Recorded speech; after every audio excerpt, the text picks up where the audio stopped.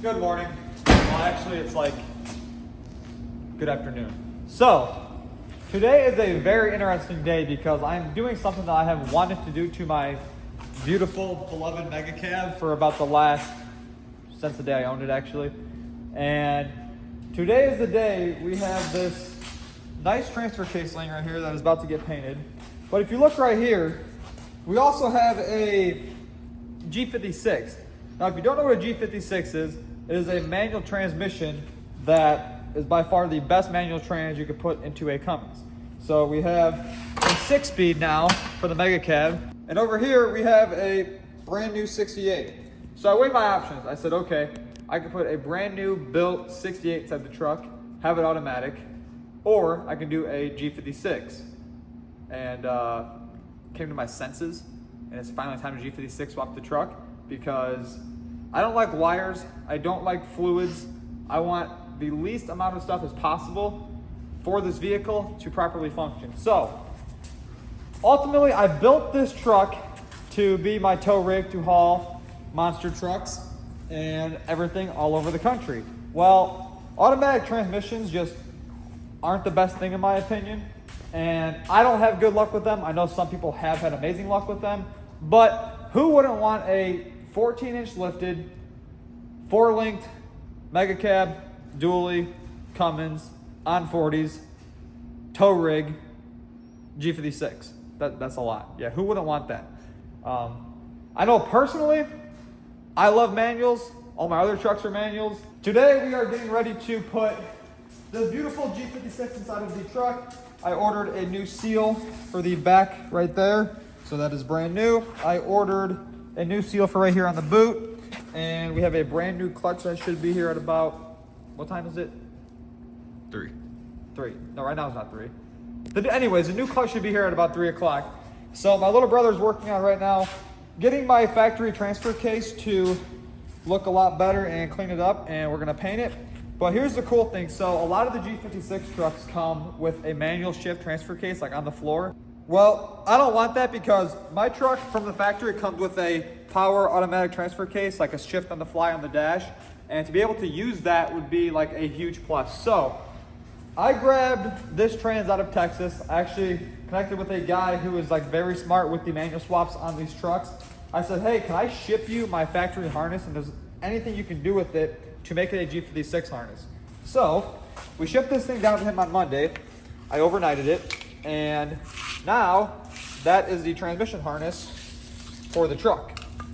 I know these wires right now look a little crazy, but in order to convert this truck to a manual, you have to do some modifications. I told him I want all the automatic wiring out of it, so all he left inside of there for me was just what I needed to get the truck to run. So right here we have the plug that goes onto the ECM on the firewall. Plugs in at the front side of the tip-em. This goes to the ground on my battery. This is my starter wire up at the fuse panel. This plugs in, I believe, at the back of my head on the driver's side. This harness right here runs down to the back of the transmission. Right here, as you guys can see, he labeled it for me, so that's the T-case plug. This wire right here and this wire right here. So being that it's not a factory G56 truck, you have to do a few different things for the neutral safety switch and for the reverse lights to work. So he actually went ahead, got a brand new reverse pigtail that plugs into the factory sensor on the G56. This wire right here gets grounded out. Come over here. This runs up to the top of the firewall on the driver's side. He also labeled this stuff, so green with white stripe. So on my other harness, I have the reverse stuff, but on this harness, I don't. So this wire right here basically needs to get tapped into another wire to where when you put the trans into reverse, your backup camera works, your reverse lights work, everything. And this right here is our clutch pedal safety switch. So I know on the second gens, I've always been able to start those trucks in gear and take off, which is actually nice when you like blow your clutch hydraulics or you have no clutch pedal. But on this truck, I want it to be 100% perfect, and that should be good when this is all done. So inside the dash, we will run this thing through the firewall. Right here, we will ground that wire out to a ground underneath the dash somewhere. And then this goes onto the clutch pedal hydraulics, and basically when you push the clutch in, start the truck, and everything will work properly. He left this one right here not spliced together because he said I could shorten it. That way I don't have this long wire hanging underneath there. But this goes to the clutch pedal switch, which is right here. And yeah, it's a lot of wiring involved to get your truck to actually function properly like factory doing the swap, but I don't have that experience with wires to be able to depin a whole entire harness. I mean, come on. All those little holes are a wire, and my luck, if I did it myself, I would go to push the clutch pedal in and the airbag would deploy, and personally, that's not something I want to do today. Another thing I am working on doing is I took all of the factory automatic lines off of it. I noticed that when I did it though, the AC condenser and the trans cooler is built together on this truck. So unfortunately, I will have to leave the cooler on because I'd like to have AC in my truck. Not a big deal. I'll probably end up plugging these holes. That way nothing gets inside of there. If we come up here, I am starting to like declutter all my wiring. So when I initially did the motor swap, I was being impatient and just wanted the truck to be driving again. So I went ahead and slapped the motor in and didn't really care about the wires. But today is the day I'm going to clean all of this up. I know I have said inside previous videos that I want this engine bay to look good at one point, and I might as well do it now while I got the harness off half the engine. So like down here, I have these butt connectors on this. This right here is what powers my amp steps. It's tapped into my fuse panel. So I actually bought a new plug that will hook up to this for the amp steps. All of this wiring right here runs the steps. I'm gonna find a nice place to like hide them underneath the battery box or something. And then we already went inside here, pulled off the plate for the factory hydraulics to go through the firewall because obviously mine was blocked off being that it was an automatic. We have our sound system wiring that I actually took the old shift cable out of the firewall to now I have a rubber grommet that runs all my wires through that old location for the shift cable. So this wire will get ran underneath there, come up beside this harness nicely. And before you couldn't even see right here on the truck because it was just clutter with wires and like the amp step module. This was just like laying right there. So I'm gonna find a spot to hide all of this stuff. A couple other things, I am missing the fan shroud for it, so we will have to find one of those because like I said, when I pulled the motor out of the truck the first time, I just didn't care and I grabbed the Bobcat and hooked up a chain around it and yanked it out like it was a junkyard truck. But other than that, that's pretty much it for underneath the hood on the truck. I gotta run the wiring, I wanna clean up everything. I'll buy some nice clamps for the power steering hoses. We come over here, as you guys can see, the interior is completely ripped apart. The steering column is out of it. The pedals are in pieces. All this wiring is literally all over the place.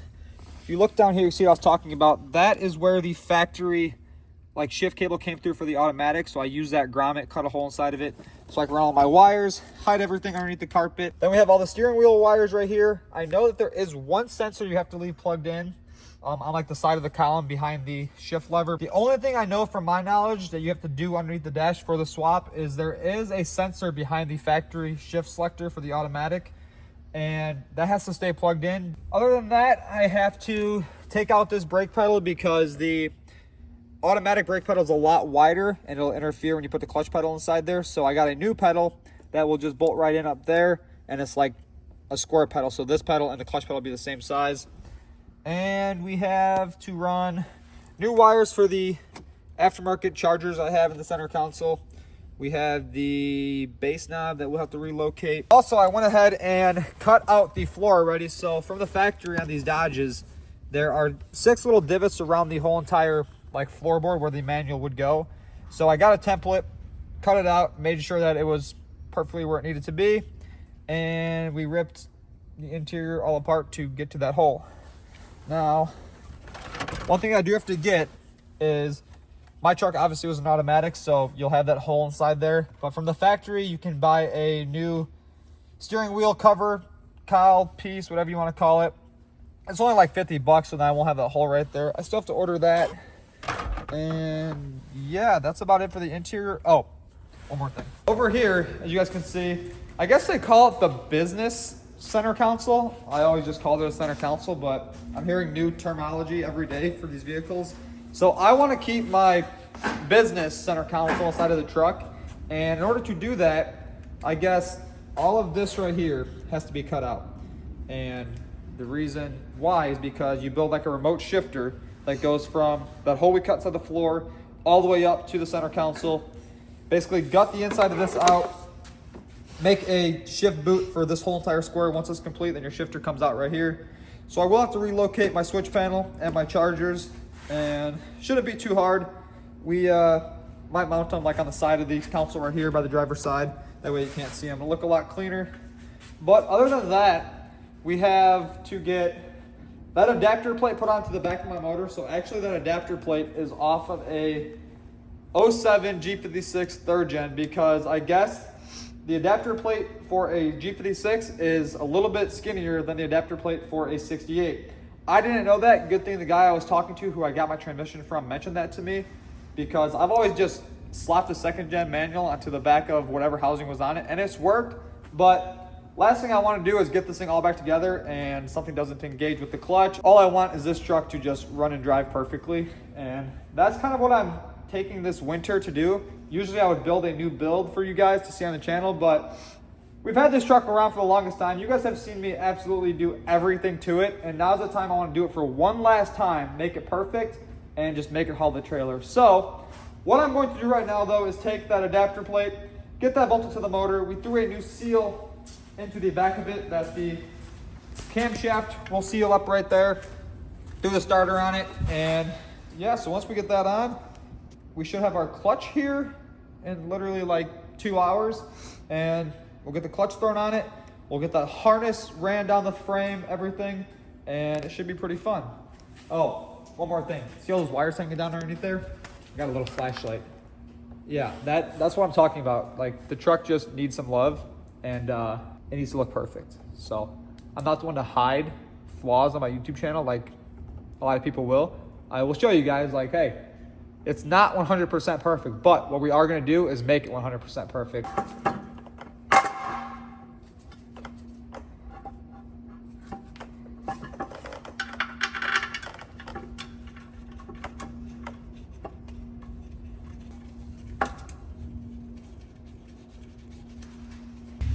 As you guys can see, we have this project going on, but we're waiting on one part to come in that should be here today.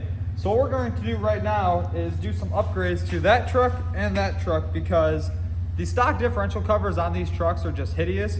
And SPE sent us out these beautiful rear diff covers for the Rams. So we got one for my brother's 3rd gen and for my 4th gen. And this should look a lot better on the truck than the stock ugly, nasty diff cover that is on there right now. This right here is going to come off. This one is going to bolt on, and that is going to look a lot better than what we had going on now. So what we're going to do is unbolt this diff cover off this truck. We're going to let the fluid drain out. We're going to find a new gasket at the auto parts store really quick and slap this one on, fill it up, and that'll look a lot better on here than what we have going on right now. So this is like a way thicker, beefier cover than the factory. I think it holds a little bit more fluid than the stock cover does. And you actually have a drain plug on this cover. So the factory ones don't have a drain plug. So basically, pop the cover off and let the fluid go everywhere. And that's the way you gotta do it to the stock ones. It has a little window on it that shows you your fluid level, a fill plug up top, and it will definitely look a lot better with this on there than what's on there right now. So let me find the drain pan and start taking these bolts off. No. Holy shit. Well, we got the diff cover off. Surprisingly, it does not look too shabby inside here. This one we should probably like weld the rear end together so it does nasty burnouts. Look at that gasket. That is disgusting. You want to reuse this? Probably.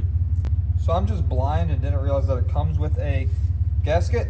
So we just got that all cleaned up. We are now going to set the bolt through the top of it with the gasket. Take this, put it inside of here,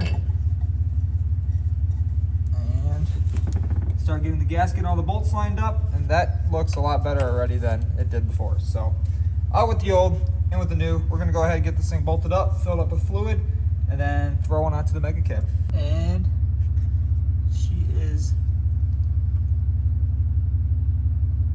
filled. Okay. That took like half a gallon of gear oil. We'll just leave this in there. Put one thing over there. So.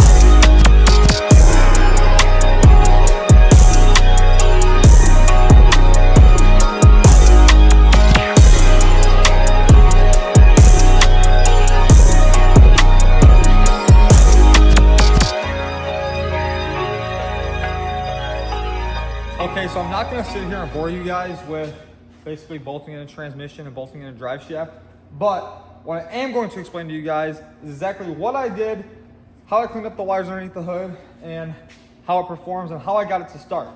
So starting off with number one, when I lifted the truck originally, I had a plan to G56 swap this truck eventually, so I didn't really care about the drive shaft. Luckily, with the lift kit and the drive shaft from the 5-inch lift, it fits right inside there perfectly. Same exact thing that it was. I know that this setup is 4 inches longer than an automatic setup, but that fit inside there. We got the transfer case all plugged in. This hose right here is the breather. I just zip tied it to the back of it. That's painted. We got the transmission in, obviously new fluid. If you guys look up front right there, the adapter plate is on the engine. With my 6.7 starter, we did the new seal for the camshaft on the back of it. And that's really it down here. Got the hydraulics hooked up, got the harness all ran, very easy, but I want to get off the ground, so let's get off underneath this truck. Under here, as you guys can see, I cleaned it up to the best I could. I still have to wrap up that harness right there and push that back onto the firewall. I have to get a new location for that amp step module. I don't know a good spot to put it, and obviously right now it's fine right there. Under the hood, that's really it. Right here, as you guys can see, this is where I tapped into the harness for the reverse lights and everything to work. And this one will get slid into right here somewhere, like that. That's how that goes. And that's all looking factory, besides obviously that wire I had to tap in.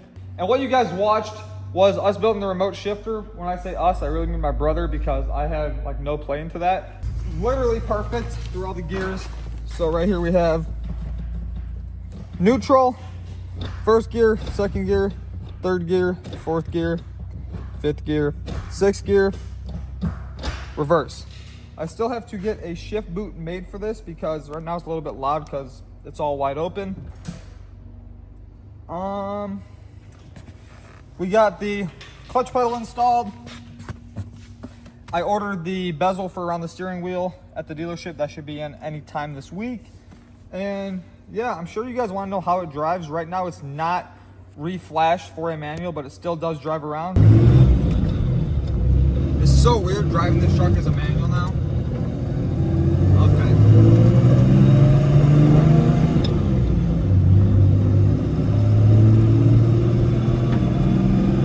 You're kind of limited on where we can go with it because it's windy roads back here by the shop. Once I get it reprogrammed, it'll definitely have all of its power back. Right now the lights are all freaking out because it thinks it's in reverse and that it's an automatic, but it no longer is.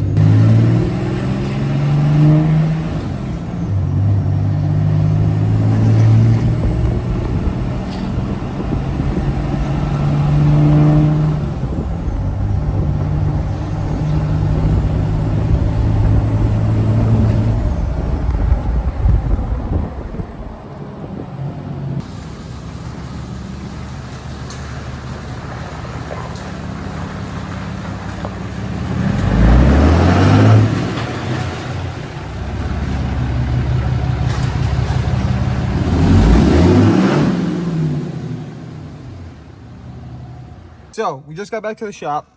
I went ahead and ordered a new shift knob for this thing because why not? It's longer. That means it'll shift easier. Oh yeah. Go ahead, cameraman, give it a feel. It's way better.